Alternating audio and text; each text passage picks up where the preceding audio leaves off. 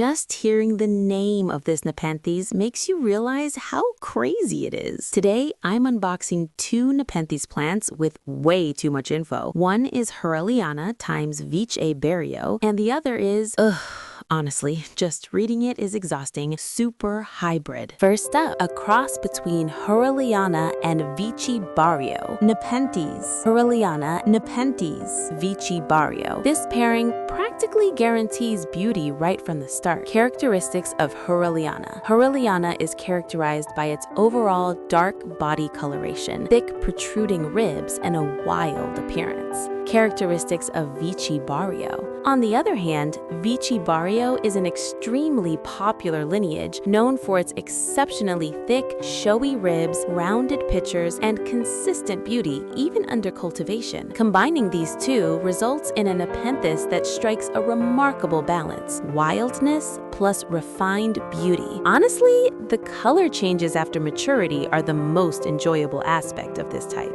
I decided to buy it the moment I saw it. The reason is this magnificent color. It currently has two pitchers. Perhaps due to different sunlight exposure, each pitcher is developing its own unique hue. It's fascinating. I'd love to grow it into a large pitcher. Next is today's main attraction. Lowy veitchii yellow cross boschiana purple cross veitchii maxima veitchii cross veitchii Bario. Let me repeat the name. Lowy veitchii yellow cross boschiana purple cross veitchii maxima veitchii cross veitchii Bario.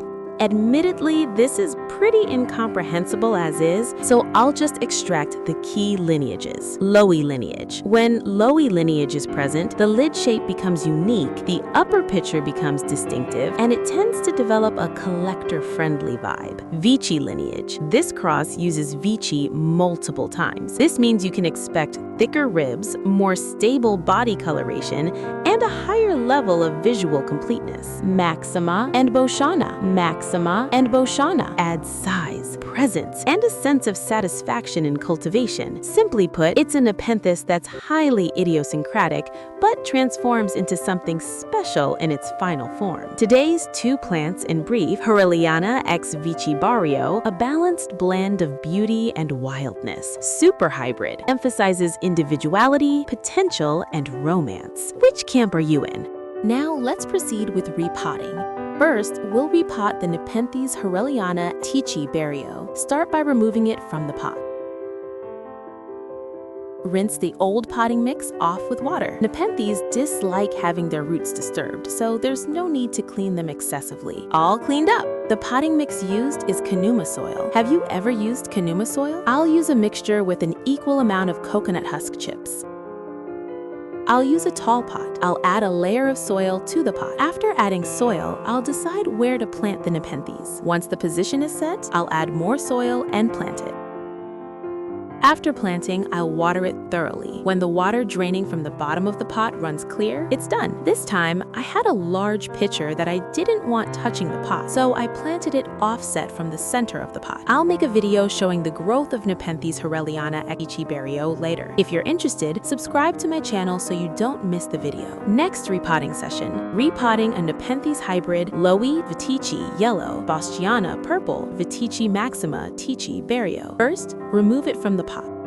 Rinse away the old potting mix with water. Nepenthes dislike having their roots disturbed, so there's no need to clean them excessively. Oh my goodness, the roots are completely covered in sphagnum moss. The moss is so tightly wrapped around the roots that I'll stop trying to remove it by force. The potting mix used is Kanuma soil. Have you ever used Kanuma soil? I'll use a mixture with equal parts coconut husk chips. Use a tall pot. Fill the pot with some potting soil. Once the soil is in, decide where to plant the Nepenthes. This time, I can plant it in the center. Once the position is set, add more soil and plant it. Adding soil is a bit tricky, so use a stick or something to move the soil around.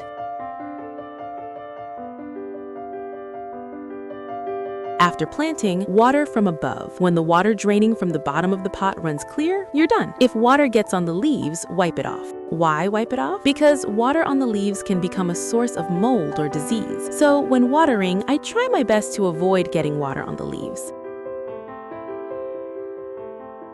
I'll be making videos about the growth of these two Nepenthes varieties going forward. If you're interested, subscribe to my channel so you don't miss any videos. If you liked this video, please subscribe and give it a thumbs up. Have any of you used Kanuma soil before? I saw in a comment before that some people weren't familiar with Kanuma soil. So if you've used Kanuma soil, please let me know in the comments. Thank you for watching.